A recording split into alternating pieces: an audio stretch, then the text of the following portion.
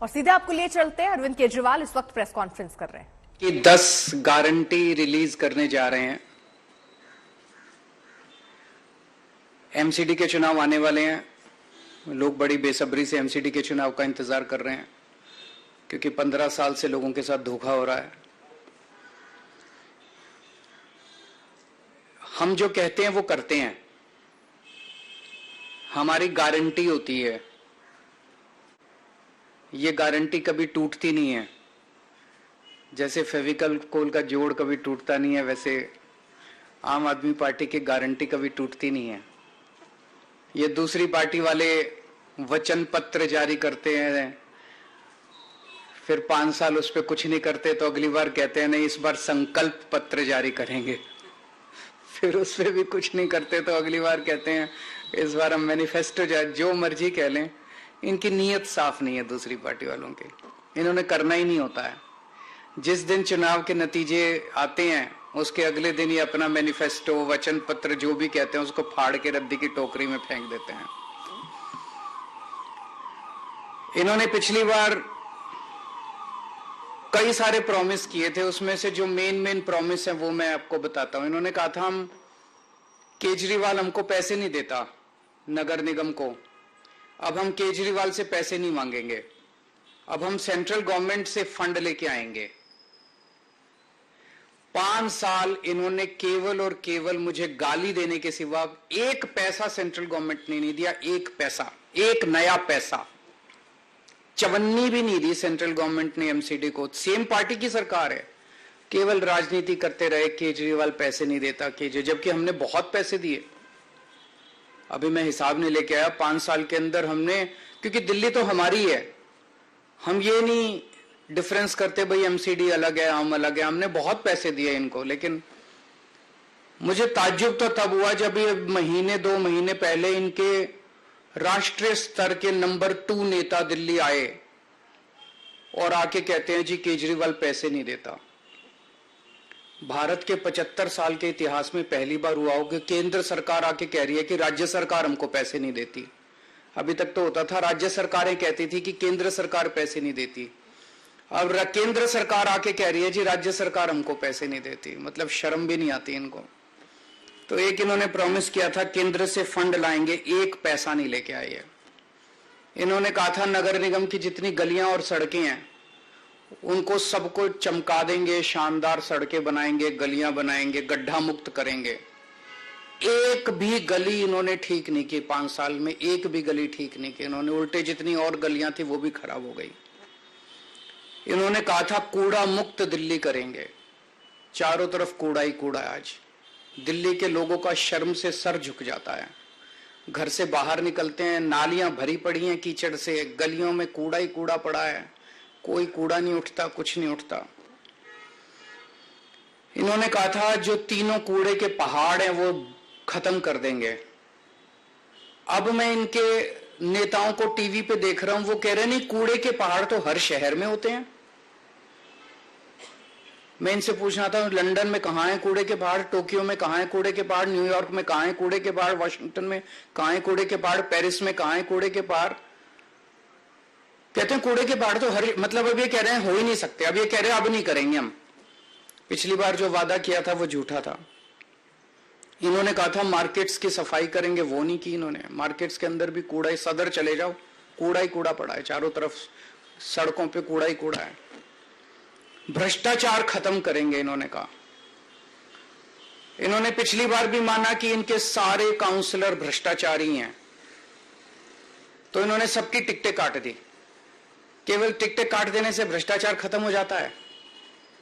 केवल टिकटें काट देने से उनको जेल भेजना चाहिए था अगर सारे भ्रष्टाचारी थे। खुद माना इन्होंने कि सारे भ्रष्टाचारी हैं, अब ये कह रहे हैं कि मौजूदा वाले भी सारे भ्रष्टाचारी हैं, इनके भी टिकटें काटेंगे। भ्रष्टाचार करते हैं ये और जेल भेजते हैं सत्येंद्र जैन को। भ्रष्टाचार करते हैं ये, मानते हैं हम भ्रष्टाचार, और जेल भेजते हैं मनीष सिसोदिया को। तो इन्होंने भ्रष्टाचार पे भी कोई एक्शन नहीं लिया। चलो इन्होंने जो प्रॉमिस किए थे वो तो नहीं किए। इन्होंने दिल्ली वालों की जिंदगी हराम करने में कोई कसर नहीं छोड़ी। इन्होंने लोगों के काम रोकने में, दिल्ली सरकार के काम रोकने में, दिल्ली वालों की जिंदगी तबाह करने में कोई कसर नहीं छोड़ी। सबसे अति तो तब हो गई जब दिल्ली के लोगों की चलती हुई योगा क्लासेस इन्होंने बंद करा दी। योगा क्लासेस कौन बंद कराता है? योग सिखाने का पुण्य होता है, योग कराने का पुण्य होता है। योगा से लोगों की सेहत अच्छी रहती है, दिमाग अच्छा रहता है, वो भी इन्होंने क्लासेस बंद करा दी। मुझे बहुत तकलीफ हुई थी उस दिन मैंने ठाना था कि जो मर्जी हो, मैं योगा क्लासेस तो नहीं रुकने दूंगा, और चल रही है योगा क्लासेस। इन्होंने दिल्ली में घर घर राशन योजना हमने बनाई थी, वो बंद करा दी इन्होंने। गोपाल राय जी पिछले 3 साल से एक कैंपेन चलाते हैं जिसका बड़ा अच्छा कि रेड लाइट ऑन गाड़ी ऑफ होनी चाहिए। भाई रेड लाइट अगर ऑन हो जाए तो गाड़ी अगर आदमी ऑफ कर दे तो काफी तेल बचता है, पोल्यूशन खत्म होता है, वो नहीं होने दिया। इन्होंने दिल्ली के कामों को रोकने में कोई कसर नहीं छोड़ी। मेरी दिल्ली के लोगों से अपील है, काम रोकने वालों को वोट मत देना, काम करने वालों को वोट देना। योगा रोकने वालों को वोट मत देना, योगा करवाने वालों को वोट देना। स्कूल बनाने वालों को वोट देना, गाली देने वाले और लड़ाई झगड़ा करने वालों को वोट मत देना। दिल्ली रोकने वालों को वोट मत देना, दिल्ली चलाने वालों को वोट देना। देश रोकने वालों को वोट मत देना, देश को नंबर 1 बनाने वालों को वोट देना। आज हम ये 10 गारंटी जारी कर रहे हैं और मैं दिल्ली के लोगों को विश्वास दिलाना चाहता हूं कि जैसे पिछली बार हमने जितनी गारंटी दी थी, सबके ऊपर काम चल रहा है, काम किया, कई गारंटी पूरी की, कई गारंटियों पे काम चल रहा है। ऐसे ही एमसीडी की भी सभी गारंटियों पे 10 की 10 गारंटियों को हम अगले चुनाव के पहले पूरा करेंगे। पहली गारंटी है, दिल्ली को सुंदर बनाएंगे। बहुत दुख होता है, चारों तरफ कूड़ा कचरा, कूड़े के पहाड़, कूड़ा ही कूड़ा है, कूड़ा ही कूड़ा है, कीचड़, नालियां भरी पड़ी हैं। दिल्ली को साफ और सुंदर बनाएंगे। कोई भी आएगा, खुद के लिए भी गर्व की बात होगी, साफ सुथरी सड़कों पे चलेंगे, मन लगेगा, और बाहर से भी कोई आएगा कहेगा हाँ यार दिल्ली सुंदर शहर हो गया। पहली चीज कि दिल्ली में जो तीनों कूड़े के पहाड़ हैं इनको खत्म करेंगे। दूसरी, अभी इन्होंने कई प्लानिंग कर रखी है, कोई कह रहा 16 नए पहाड़ बनेंगे, कोई कह रहा 20 बनेंगे, कोई कह रहा 25, क्योंकि जो मौजूदा तीनों कूड़े के पहाड़ हैं उस पर और कूड़ा डालने में दिक्कत हो रही है, वो अनस्टेबल हो गए हैं, वो गिर सकते हैं, टूट सकते हैं, अनसेफ हो गए हैं। तो अब ये नई नई जगह ढूंढ रहे हैं लैंडफिल, नई लैंडफिल साइट्स के लिए। मैं दिल्ली के लोगों को भरोसा देना चाहता हूं, ये तीनों कूड़े के पहाड़ तो खत्म करेंगे ही करेंगे। कोई भी नया कूड़े का पहाड़ दिल्ली के अंदर नहीं बनने देंगे, कोई नया लैंडफिल साइट नहीं होगा।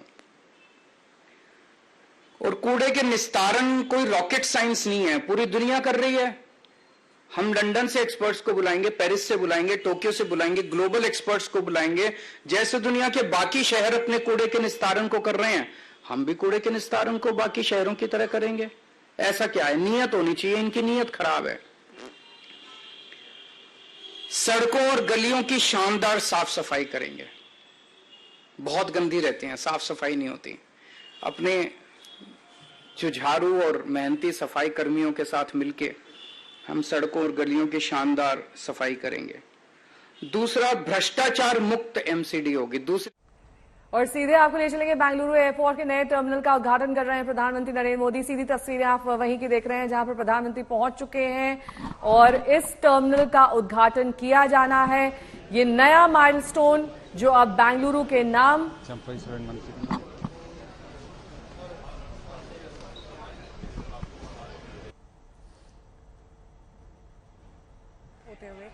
तो इससे पहले जब प्रधानमंत्री नरेंद्र मोदी वहां से निकले, लोग और कार्यकर्ता किस तरीके से सड़कों के किनारे जमा हो गए, खासतौर पर वो कार्यकर्ता जिनमें एक अलग तरीके का जोश महसूस हुआ जब प्रधानमंत्री नरेंद्र मोदी उनके बीच में पहुंचे। और उनको बिल्कुल निराश प्रधानमंत्री ने नहीं किया। अपनी कार से थोड़ा बाहर ये खोलकर दरवाजा, हाथ हिलाकर अभिवादन स्वीकार करते हुए प्रधानमंत्री की ये रोड शो की उस वक्त की तस्वीरें दिखा रहे हैं। और अब से थोड़ी देर में रफ्तार वाली सौगात प्रधानमंत्री देने वाले हैं। इसकी एक कड़ी हमने देखी थोड़ी देर पहले जब वंदे भारत की शुरुआत उन्होंने की। दक्षिण भारत में ये पहली वंदे भारत जो लोगों को मिली है और देश की अगर आप देखिए तो ये 5वीं वंदे भारत। और अब प्रधानमंत्री नरेंद्र मोदी थोड़ी ही देर में बेंगलुरु में केम्पेगौड़ा इंटरनेशनल एयरपोर्ट के टर्मिनल 2 का उद्घाटन करने वाले हैं। 5000 करोड़ रुपए की लागत से यह टर्मिनल बनकर तैयार हुआ है। कई इसकी खासियत हैं। यहां पर लोगों की सुख सुविधाओं का ख्याल तो रखा ही गया है और जब आप इस टर्मिनल में पहुंचे तो एक अलग अनुभूति आप महसूस करें, अनुभूति आपको हो, उसका ख्याल भी रखा गया है जब इस टर्मिनल 2 का निर्माण हुआ है। तो प्रधानमंत्री नरेंद्र मोदी यहां पहुंचे, कई उनके कार्यक्रम भी रहने वाले हैं। इस बीच जरा 3 तस्वीरें भी देख लीजिए। सबसे पहले शुरुआत जो हुई बेंगलुरु मैसूर में भारत की जो वंदे भारत एक्सप्रेस है उसको प्रधानमंत्री नरेंद्र मोदी ने हरी झंडी दिखाई और उसके बाद काशी दर्शन ट्रेन को की सौगात दी है। और अब प्रधानमंत्री पहुंचे हैं बैंगलोर एयरपोर्ट का नया टर्मिनल वहां के वासियों को समर्पित करने के लिए। नागार्जुन मेरे सहयोगी इस वक्त तमाम जानकारी के साथ जुड़ गए। नागार्जुन, देखिए 2 ऐतिहासिक और महत्वपूर्ण चीजें यहां पर जिसके गवाह बने हैं प्रधानमंत्री और अनावरण किया गया है। आज और क्या कार्यक्रम रहने वाला है उनका? जो वंदे भारत ट्रेन का एक अनावरण हुआ उसके बाद प्रधानमंत्री एयरपोर्ट जाएंगे। एयरपोर्ट में जो टर्मिनल 2 है, नई टर्मिनल बेंगलुरु एयरपोर्ट में, उसका एक इनॉग्रेशन होगा। इस टर्मिनल का खासियत यह है कि गार्डन थीम जो बेंगलुरु सिटी गार्डन सिटी जो कहलाता है उसके थीम पे ही बनाया गया है। पूरा plant product, bamboo product use करके बनाया गया है और साल में 5 से 6 करोड़ का पैसेंजर कैपेसिटी भी है इस एयरपोर्ट का। बट अभी तक जानकारी नहीं है कि ये डोमेस्टिक ऑपरेशन रहेगा या इंटरनेशनल ऑपरेशन रहेगा। जैसे दिल्ली का T3 जैसा था उतना ही बढ़िया एक टर्मिनल बेंगलुरु में भी बना है। अभी T2 उसका नाम है और आज इनॉग्रेशन होगा। प्रधानमंत्री जी आज इनॉग्रेशन करेंगे। उसके बाद ठीक है नागार्जुन, बहुत बहुत शुक्रिया। बात अब एमसीडी चुनाव की करेंगे जिसके लिए आम आदमी पार्टी ने अपना घोषणा पत्र जारी कर दिया है। सीएम अरविंद केजरीवाल ने अब से कुछ ही देर पहले ये कहा कि ये घोषणा पत्र नहीं, आम आदमी पार्टी की 10 गारंटी हैं जो कभी टूटेंगी नहीं। केजरीवाल ने वादा किया कि आपकी सरकार बनी तो दिल्ली से कूड़े के पहाड़ खत्म कर दिए जाएंगे, दिल्ली की सड़कें साफ और दुरुस्त होंगी। उन्होंने कहा कि बीजेपी की नीयत ठीक नहीं है, इसलिए चुनाव जीतने के बाद भी अपने वादों को ये भूल जाते हैं। एमसीडी के चुनाव आने वाले हैं, लोग बड़ी बेसब्री से एमसीडी के चुनाव का इंतजार कर रहे हैं क्योंकि 15 साल से लोगों के साथ धोखा हो रहा है। हम जो कहते हैं वो करते हैं, हमारी गारंटी होती है, ये गारंटी कभी टूटती नहीं है। जैसे फेविकल कोल का जोड़ कभी टूटता नहीं है, वैसे आम आदमी पार्टी की गारंटी कभी टूटती नहीं है। ये दूसरी पार्टी वाले वचन पत्र जारी करते हैं, फिर 5 साल उस पर कुछ नहीं करते तो अगली बार कहते हैं नहीं इस बार संकल्प पत्र जारी करेंगे, फिर उस पर भी कुछ नहीं करते तो अगली बार कहते हैं इस बार हम मैनिफेस्टो जो मर्जी कह लें। इनकी नीयत साफ नहीं है दूसरी पार्टी वालों के, इन्होंने करना ही नहीं होता है। जिस दिन चुनाव के नतीजे आते हैं उसके अगले दिन ही अपना मैनिफेस्टो, वचन पत्र जो भी कहते हैं उसको फाड़ के रद्दी की टोकरी में फेंक देते हैं। इन्होंने पिछली बार कई सारे प्रॉमिस किए थे, उसमें से जो मेन प्रॉमिस है वो मैं आपको बताता हूं। इन्होंने कहा था हम केजरीवाल हमको पैसे नहीं देता नगर निगम को, अब हम केजरीवाल से पैसे नहीं मांगेंगे, अब हम सेंट्रल गवर्नमेंट से फंड लेके आएंगे। 5 साल इन्होंने केवल और केवल मुझे गाली देने के सिवा एक पैसा सेंट्रल गवर्नमेंट ने नहीं दिया, एक पैसा, एक नया पैसा, चवन्नी भी नहीं दी सेंट्रल गवर्नमेंट ने एमसीडी को। सेम पार्टी की सरकार है, केवल राजनीति करते रहे केजरीवाल पैसे नहीं देता जबकि हमने बहुत पैसे दिए। गुजरात की अब बात करेंगे जहां पर बीजेपी ने उम्मीदवारों की लिस्ट तो जारी कर दी है, लेकिन जिस सीट पर सबकी नजर है वो है जामनगर उत्तर की सीट, जहां से बीजेपी ने क्रिकेटर रवींद्र जडेजा की पत्नी को टिकट दिया है। और जडेजा की पत्नी के नाम के ऐलान के साथ ही ये चर्चा भी जोर पकड़ने लगी है कि क्या जामनगर से कांग्रेस जडेजा की बहन को उम्मीदवार बनाएगी। अगर ऐसा हुआ तो जामनगर में ननद और भाभी का दिलचस्प मुकाबला देखने को मिल सकता है।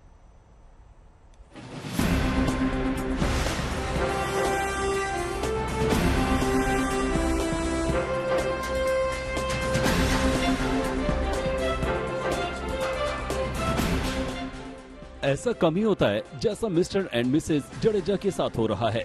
मिस्टर जडेजा यानी टीम इंडिया के जड्डू यानी रविंद्र जडेजा क्रिकेट की पिच पर धुआंधार करते रहे हैं और अब उनकी मिसेज यानी रिवाबा जडेजा चुनावी पिच पर उतर आई हैं। गुजरात की जामनगर नॉर्थ सीट से बीजेपी ने रिवाबा को उम्मीदवार बनाया है।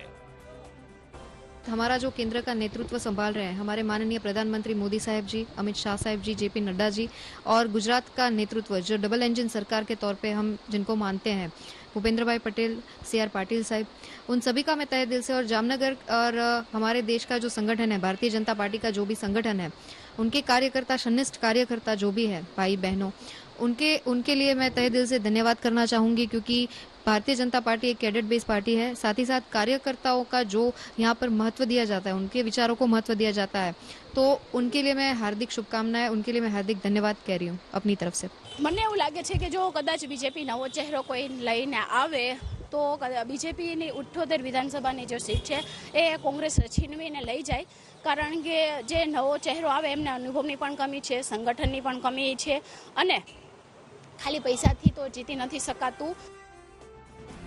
गुजरात की राजनीति पर करीबी नजर रखने वाले रिवाबा को अच्छी तरह से जानते हैं। रिवाबा पर उनके विरोधी पैराशूट उम्मीदवारी का आरोप नहीं लगा पाएंगे क्योंकि रिवाबा जामनगर में ग्राउंड जीरो पर लगातार एक्टिव रही हैं। रिवाबा 2019 लोकसभा चुनाव में टिकट की मजबूत दावेदार थी। रिवाबा ने 2019 में ही बीजेपी ज्वाइन की थी, लेकिन तब बीजेपी ने जल्दबाजी करना सही नहीं समझा। इस बार उनको जामनगर से उतारा जाना तकरीबन तय माना जा रहा था। बीजेपी ने पार्टी के कद्दावर नेता हकूबा जडेजा का टिकट काटकर रिवाबा पर दांव खेला है। तो रिवाबा पर अब जामनगर में बीजेपी की जीत का जिम्मा है, लेकिन उनका पारिवारिक बैकग्राउंड कांग्रेस से कनेक्शन कर रहा है। रिवाबा कांग्रेस के दिग्गज नेता हरि सिंह सोलंकी की भतीजी भी हैं। उनके पिता हरदेव सिंह सोलंकी बड़े उद्योगपति और कॉन्ट्रैक्टर हैं। रिवाबा करनी सेना से जुड़ी रही हैं और इसलिए बीजेपी को राजपूत वोट मिलने की उम्मीद है। रविंद्र जडेजा कब प्रचार शुरू करेंगे और उनके साथ कितने भारतीय क्रिकेटर्स जुड़ेंगे? सर जी, मैं इनडायरेक्टली मैनर में वो भारतीय जनता पार्टी से जुड़ ही चुके हैं और प्रचार के लिए डेफिनेटली जामनगर में मेरे लिए वो आएंगे, बट मैं उनके लिए गारंटी दे सकती हूँ। पूरा क्रिकेट टीम BCCI के अंडर है, उनका अपना एक स्केड्यूल होता है। फॉर्चुनेट ये बाबत से हूँ कि वो अभी इस टाइम पे, चुनाव के टाइम पे, गुजरात के चुनाव के टाइम पे वो यहाँ पर है, तो डेफिनेटली बहुत ज़्यादा सपोर्टिव हैं, बहुत ज़्यादा अच्छे से मुझे अभी मोटिवेट कर रहे हैं और हम जल्द ही उन्हें चुनाव में देखेंगे। जाहिर है रिवाबा के लिए प्रचार में रविंद्र जडेजा जरूर उतरेंगे, लेकिन इस चुनावी पिच पर रिवाबा को अपने ही परिवार का गतिरोध झेलना पड़ सकता है। जामनगर में भाभी और ननद की लड़ाई दिख सकती है। ननद यानी रविंद्र जडेजा की बहन नैना जडेजा। रिवाबा जडेजा और नैना जडेजा दोनों अच्छी दोस्त रही हैं।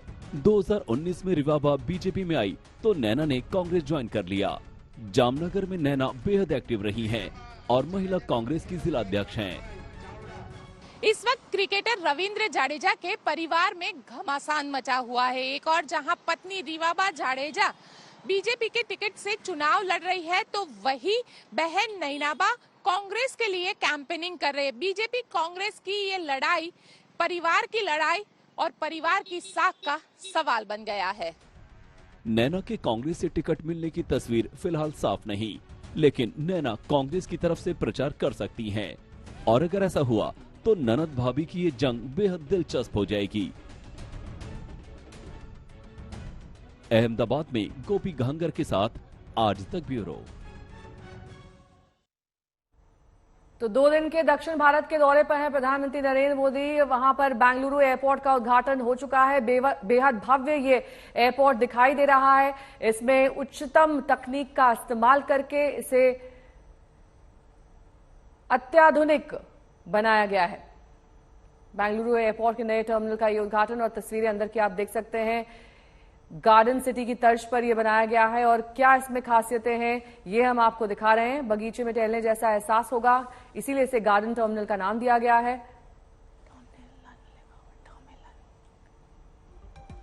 10,000 मीटर में बगीचे दरअसल ये बनाए गए हैं और बेहद खास ये टर्मिनल है। 100% अक्षय ऊर्जा, इमिग्रेशन काउंटरों की तादाद यहां पर दोगुनी की गई है। तो इस तरीके से नया यहां पर एक आधुनिकीकरण कहा जा सकता है। यात्री हैंडलिंग और क्षमता 6 करोड़ तक होगी। यहां पर 5000 करोड़ की लागत से ये बनकर तैयार हुआ है। तो बेंगलुरु एयरपोर्ट बेहद खास गार्डन सिटी की तर्ज पर बनाया गया है। जैसा आप तस्वीरों में भी देख पा रहे हैं, एक अलग अनुभूति आपको हो रही होगी। अमूमन एयरपोर्ट में कुछ ऐसा आपको ग्रीनरी दिखने नहीं मिलती है, इसीलिए ये कहा जा रहा है कि बगीचे में टहलने जैसा आभास होगा जब आप यहां से गुजरेंगे, किसी भी गेट की तरफ जब आप बढ़ेंगे।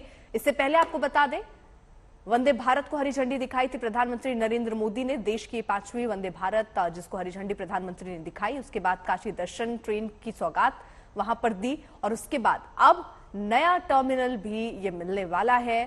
बेंगलुरु एयरपोर्ट के नए टर्मिनल का उद्घाटन अब से थोड़ी देर में प्रधानमंत्री नरेंद्र मोदी करते हुए। काशी दर्शन ट्रेन की सौगात और इस ट्रेन को हरी झंडी प्रधानमंत्री ने दिखाई। उसके बाद बेंगलुरु मैसूर ट्रेन को भी हरी झंडी दिखाते हुए प्रधानमंत्री को आप देख सकते हैं तस्वीरों में। बेंगलुरु एयरपोर्ट जिसे गार्डन टर्मिनल भी कहा जा रहा है, ये कहा जा रहा है कि ये दिल्ली के टर्मिनल 3 से भी ज्यादा आधुनिक और खूबसूरत बनाया गया है। ये 3 तस्वीरें दरअसल आज के अब तक के प्रधानमंत्री कार्यक्रम की हैं और आगे भी ये 2 दिवसीय दौरा है, क्योंकि आप सीएम बम्बई को भी प्रधानमंत्री के साथ देख सकते हैं इन तस्वीरों में।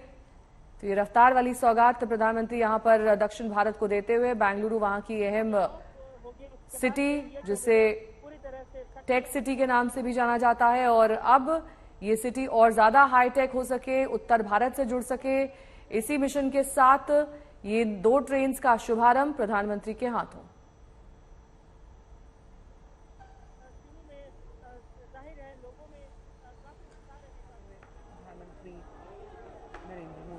तो नया टर्मिनल, तेज रफ्तार ट्रेन, इसकी सौगात प्रधानमंत्री नरेंद्र मोदी ने दी। सबसे पहले जब वो पहुंचे तो देखिए वंदे भारत को हरी झंडी दिखाते हुए ये पहली तस्वीर हम आपको दिखा रहे हैं और नया टर्मिनल, इसकी सौगात भी प्रधानमंत्री ने वहां पर दी है। चीजों को बड़ी ही बारीकी के साथ प्रधानमंत्री नरेंद्र मोदी समझते रहे हैं।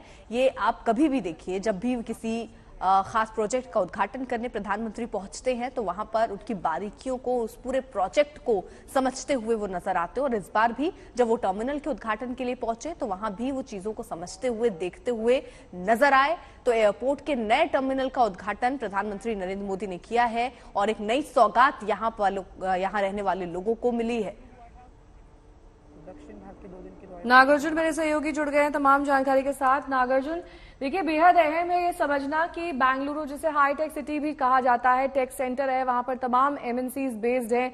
ऐसे में वहां इतना अत्याधुनिक एयरपोर्ट का खुलना काफी ज्यादा कनेक्टिविटी को अब और इम्प्रूव करेगा और साथ ही एक परसेप्शन वहां पर बेंगलुरु का चेंज होगा। जी बिल्कुल, जो बेंगलुरु एयरपोर्ट 2008 या 9 में जो खुला था टर्मिनल 1, उसका भी एक पूरा मैक्सिमम कैपेसिटी रीच हो गया था।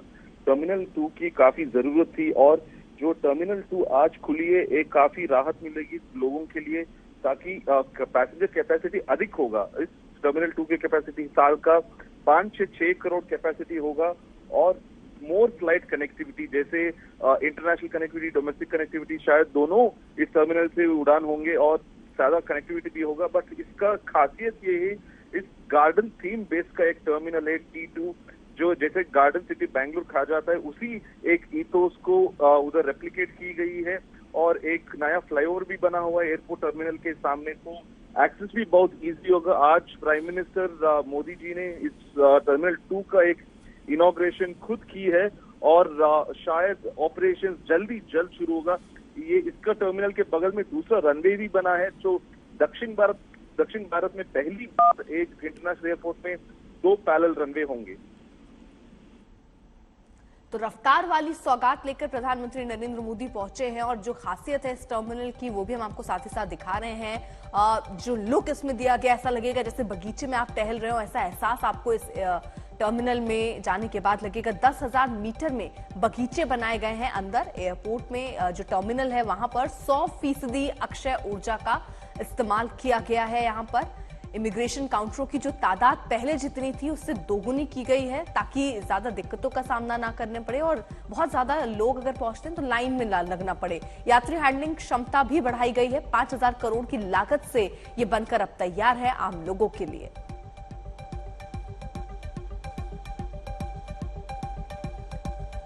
तो इससे पहले उन्होंने वंदे भारत एक्सप्रेस को हरी झंडी दिखाई और उसके बाद अब एयरपोर्ट पर नए टर्मिनल का उद्घाटन करने के लिए प्रधानमंत्री पहुंचे। उसका उद्घाटन प्रधानमंत्री कर चुके हैं, तो एक सौगात लेकर वो पहुंचे हैं। आज 5वीं वंदे भारत ट्रेन जहां लोगों को मिली, वहीं दूसरी तरफ बेंगलुरु एयरपोर्ट का एक नया टर्मिनल भी आम लोगों को मिला।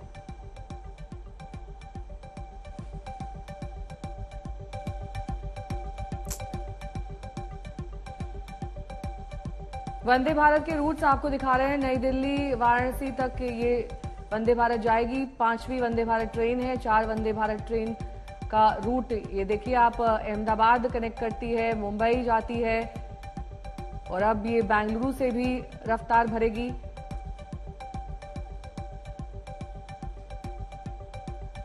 चौथा डेस्टिनेशन इसका अंदौरा हिमाचल है। नई दिल्ली से अंदौरा तक भी ये वंदे भारत ट्रेन चलती है। वाराणसी के ज्ञानवापी परिसर मामले में आज काशी से दिल्ली तक 2 अदालतों में सुनवाई होनी है। सुप्रीम कोर्ट में आज क्या होना है, इस पूरे मामले पर ये रिपोर्ट देखिए।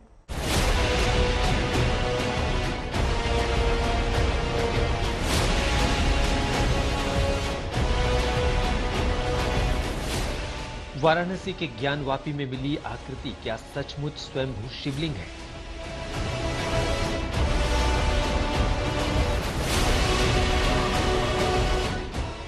क्या ज्ञानवापी परिसर के वजूखाने के अंदर निकली आकृति फव्वारा है?